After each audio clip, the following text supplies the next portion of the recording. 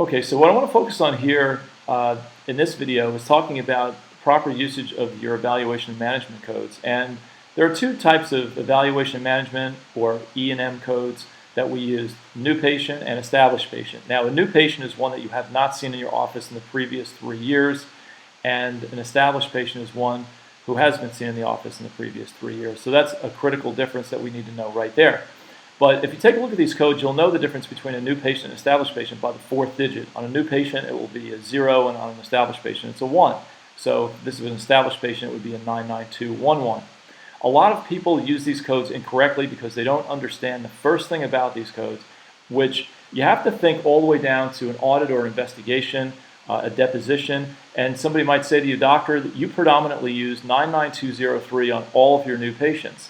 Can you tell us what are the 3 key components?" And typically doctors can't. Or what are the 4 subcomponents? And the natural question then becomes, if you don't know the 3 key components or the 4 subcomponents, then can you tell us how it is that you're actually picking and choosing your codes?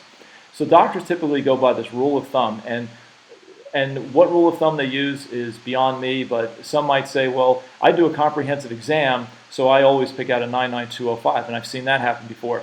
Some doctors don't know what they're doing, so they say, well, some are higher, or some are lower, some are higher, so I'm just going to shoot in the middle, and everybody's a 203. Some doctors might believe that they could bill a 204, but they're going to down code it because they really don't understand how to bill it. So if they fly under the radar, maybe they won't be audited as much. And the bottom line is, whatever you bill, you have to be able to substantiate.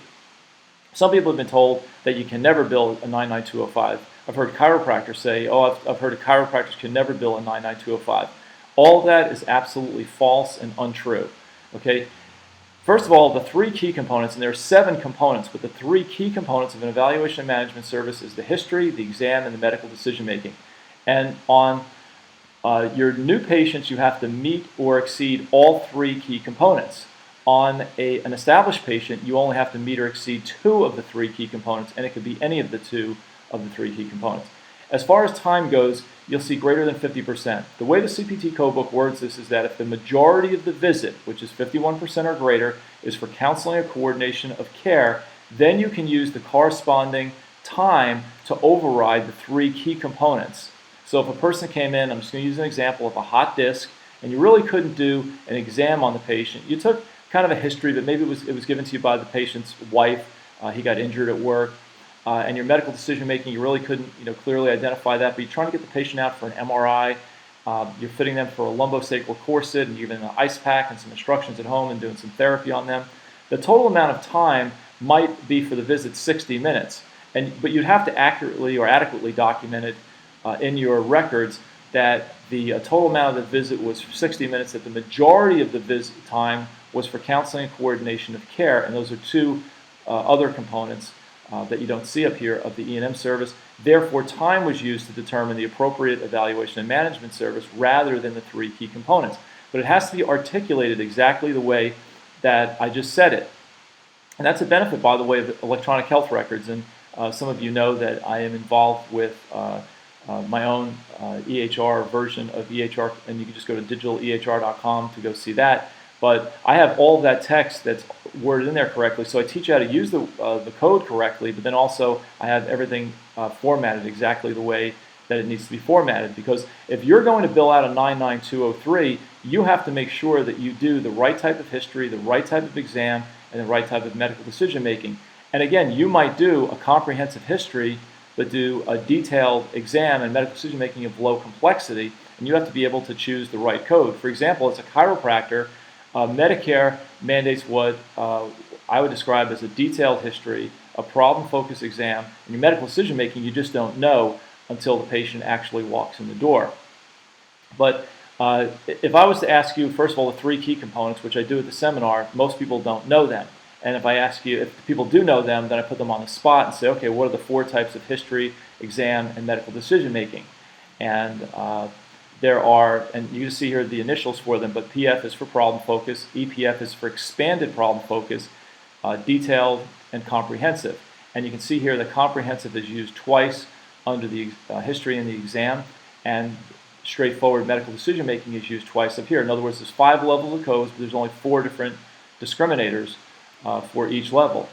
Now, each one of these, it means something though. Like a problem-focused history is, in history, by the way, there's three different components of a history: the history of the present illness, the review of systems, and the past family and social history. So if under the history of present illness, you just ask about 1 to 3 of those elements under there, that's called a brief history. That's a problem-focused history. A problem-focused exam might just be one test that you do on a patient, and straightforward medical decision making basically means that it's like a bee sting or a common cold. It's going to get better on its own. Well, we rarely ever see this over here, but that doesn't mean that we'll rarely ever use this code. If you get an extremity that comes, a person can come in with 2 broken legs, and you might do a comprehensive history, but a comprehensive exam would be basically all the joints in the body or the major areas in the body. So you're never going to get beyond a detailed history. That means that no matter what, you're not going to get beyond a 99203 if it's just an extremity. What if you treat a lower back, and after you get through the 3 key components, it might be a detailed history exam and medical decision making, and it's a 203, but what if it's lower back and it's also a right shoulder? Well, the CPT code book has certain rules about that, and basically they would tell you just go ahead and pick the code that's higher. But again, you have to articulate this all in your documentation as well. To give you a better idea of how this works, and we go through this at the seminar in more detail, I explained that, let's say that you did a detailed history, medical decision making that was expanded problem focus, and an exam that was expanded problem focus and medical decision making that was moderate, that you have to meet or exceed all 3 key components. Well, you only met or exceeded the 99204 qualifier right here. Now, you met and exceeded for a 203 under the history and a 204 under the medical decision making, but you did not for the exam. So you would have to pick out a 99202 based on the CPT rules. But this requires you to know what this means. If somebody says to you, you picked out a 99203 the majority of the time, which likely will happen, you want to be able to say, well, that's because the majority of my visits either meet or exceed a detailed history, a detailed exam, or medical decision making of low complexity. If somebody challenges you and said, yeah, but you spend the required amount of time, you have to know that and say that, well, time is not a key or a contributing element. It can be if the majority of the visit is for counseling, coordination of care, but most of the times it is not. We use the 3 key components instead. So this is actually how you pick these out. Now, of course, at the seminar we talk about the differences between all of these qualifiers right here, and I don't want to get into that right now. I just want to show you the dynamic of how the E&M services work. And for an established patient, this is a little bit different because I want to it's not just changing the digit, but you'll see the problem focus is actually used twice here. Straightforward is used twice. And by the way, you'll always see the history and exam are always worded the same thing. Now, these mean something totally different, but they're always worded the same thing. So this is the same patient. I'm going to go back to a 99203 where we billed out a 202, but we had a detailed history, an expanded problem-focused exam, and medical decision-making with moderate complexity.